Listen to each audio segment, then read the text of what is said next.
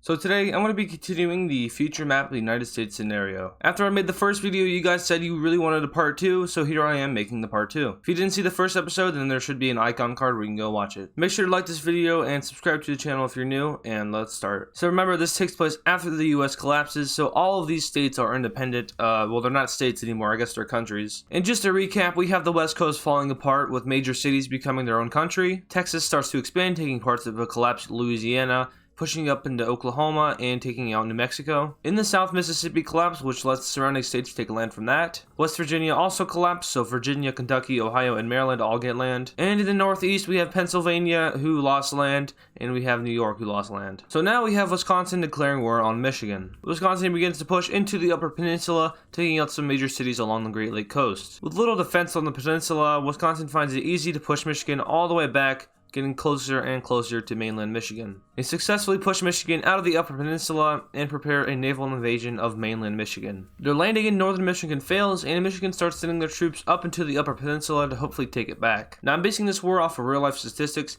so in real life, Michigan is technically stronger than Wisconsin. Anyway, Michigan starts pushing back up into the Upper Peninsula and regains its lost lands. The war is kind of back and forth sometimes, with Michigan gaining land just barely each time. Eventually, Michigan makes a front line that looks like this, and they start pushing further and further into Wisconsin, now crossing the border. Eventually, though, Wisconsin does break and they take a majority of Wisconsin's coast, which later leads them to surrender. As for the peace treaty, Michigan just takes its annexed lands that they had from Wisconsin, and this is what the new borders look like. This war does leave Wisconsin weak and vulnerable to outside invasion. Meanwhile, in the South, Florida seeks to expand and get some of its old colonial land back, so they declare war on Alabama. Florida finds it pretty easy to push through Alabama, since Alabama isn't really the richest state in the Union. They make a campaign to take over Alabama's coast, which is successful, and they start pushing north up toward the capital. Just before Florida reaches the capital, Alabama surrenders. And this is the land that they gain in the treaty. Since Florida already has all their troops together and up here near Georgia, they decide to make plans to invade Georgia. A few months later, they're ready and they declare war on Georgia. At first, Florida finds it easy pushing through Georgia, who wasn't 100% prepared for this invasion.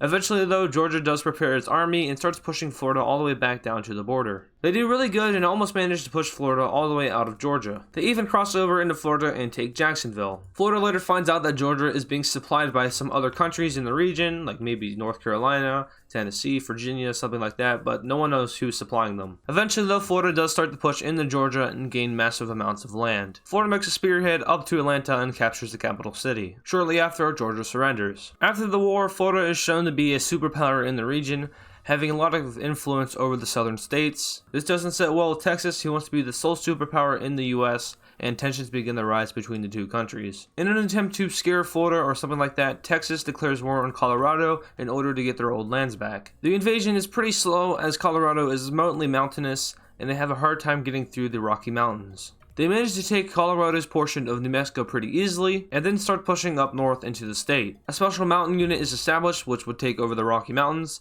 so they do so pretty successfully. Then the main Texas force starts pushing up and manages to take Denver. At this point, Colorado is pretty lost, and they surrender to Texas. Peace treaty-wise, this is what Texas takes, so it's a majority of their old claims back when they were their own country, and they're only missing a little bit of Wyoming and a little bit of Kansas. Eventually, though, Texas sends an ultimatum over to Kansas in which they demand this part of land, and surprisingly, Kansas does accept. Now, since Colorado is cut in half, they don't really have any relation to each other anymore, so a new Coloradan country forms on each side. On the west coast, the California-Nevadan Union declares war on one of the coastal areas, which is this area right here. They do this because they want to have access to the sea and be able to trade with other countries. Little do they know, they accidentally start the first major conflict of the former United States. After their declaration is sent, lots of the coastal areas of California, Oregon, and Washington start declaring war on the California-Nevadan Union. They had a secret defense alliance that no one knew about, so a declaration of war on one is a declaration of war on all. Their alliance is also officially known as the West Coast Defense Pact. Seeing this, Oregon and Washington declare war on their coastal counterparts. Las Vegas also declares war on former Nevada, and the rest of the surrounding countries such as Idaho, Utah, and Arizona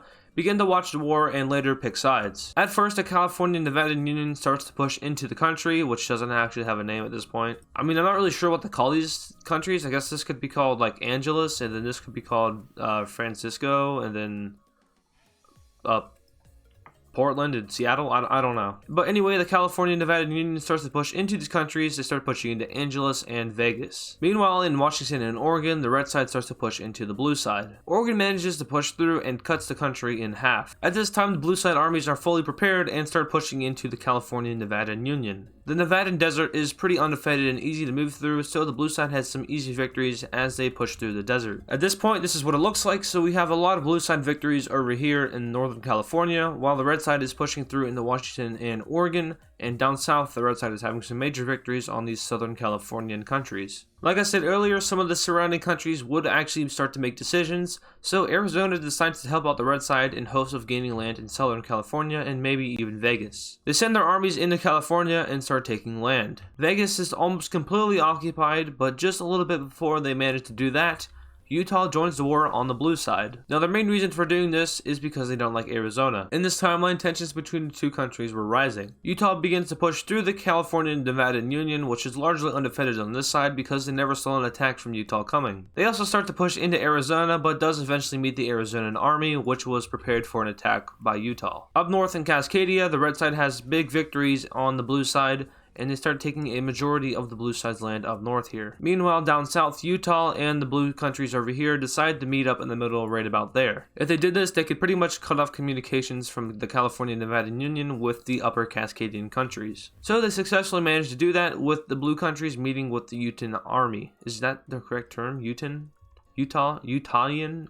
What do you call yourselves? Up north, the Cascadian countries managed to push the blue side completely out of former Washington territory and begin to send their troops down south to this front line. The blue side starts to push back the Arizonan army, which has been sent around the country in hopes of stopping Utah. They eventually meet up with the Utah army, which I'm just gonna call it the Utah army because I don't know what the correct term for people from Utah is, because Utah sounds kind of weird, but like Utahian or what? Anyway, the blue side starts to make plans to reconquer Las Vegas, and they do so successfully, even pushing into the California Nevada Union. At this point, though, the Washington and Oregon army starts to push down into the blue side up north, and manages to make a front line down into the California Nevada Union, and almost taking over this entire country right here. The blue side hopes to quickly take out the CN Union troops that are stationed in the middle here, and manage to push the troops all the way out into the desert. At this point, they start squeezing in, and eventually all the troops surrender over to the blue side. Now all the troops are sent north in order to stop Washington and Oregon from invading. Meanwhile, Utah starts to focus on Arizona as they push them closer and closer to Phoenix. Eventually, Arizona does surrender over to Utah and the surrounding countries, and Utah focuses all of its troops up north as Oregon and Washington start getting closer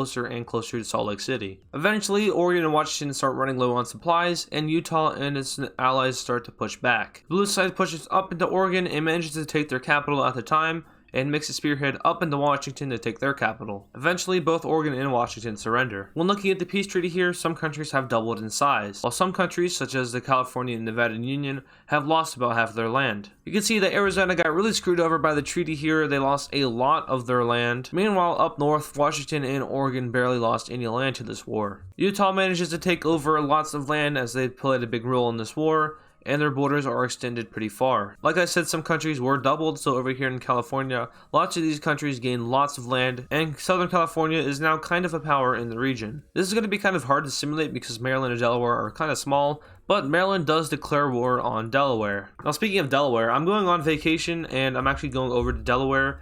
So I'm going to be going for a week. Now you should be seeing this on the last day I'm in Delaware because I'm pre-recording all these videos. So this video, which is the Futuristic video part 2, and then the US versus Canada video, should all go up while I'm in Delaware. So if I have anyone from Delaware watching, then hello, I was in your state. So anyway, Maryland starts to push into Delaware and takes over Dover. Now Delaware is just about to surrender when something happens. Virginia declares war on Maryland. So Virginia starts to push up in Maryland and takes Annapolis pretty quickly. Meanwhile, Maryland pushes its troops down into Virginia's little part over here and takes over the entire thing, which I can't even color here because it's so small. So Virginia takes over the panhandle of Maryland and starts pushing over into the Delmarva Peninsula. Eventually though, Maryland does send all of its troops up north and starts pushing Virginia back just a little bit, but eventually they are pushed back even further after losing pretty much all of their land. Military groups in Delaware start to pop up as rebellions take place against the Maryland occupation. A few days after this happens, Maryland surrenders over to Virginia and Delaware. In the peace treaty, Delaware takes over all of Maryland's claims in the Delmarva Peninsula, while Virginia takes over the rest of Maryland. The Delmarva Peninsula is also renamed to the Delva Peninsula. So this is what the map of the US looks like so far. We have major changes over on the west coast with lots of wars happening over there. We have Texas expanding their land up into Colorado and Kansas. We have Florida starting an empire down south, taking over Alabama and Georgia. Then we have the Michigan-Wisconsin War with Michigan winning. And then just now we had the Mid-Atlantic War. So obviously this isn't really supposed to be realistic. Now if the US did break apart, I don't think that this would happen. Some things would definitely be different, like some states would probably definitely try to reform the United States. And a lot of states wouldn't be going crazy like they are. Like I don't think Texas would actually try to get all their land back. I think they would just...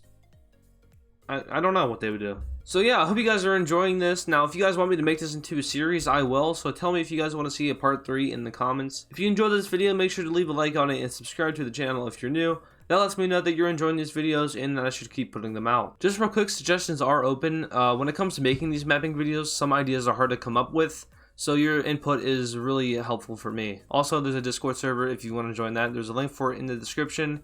You can talk about maps there. There's a lot of people who are talking, so feel free to join. Thank you for watching, and I'll see you in the next video.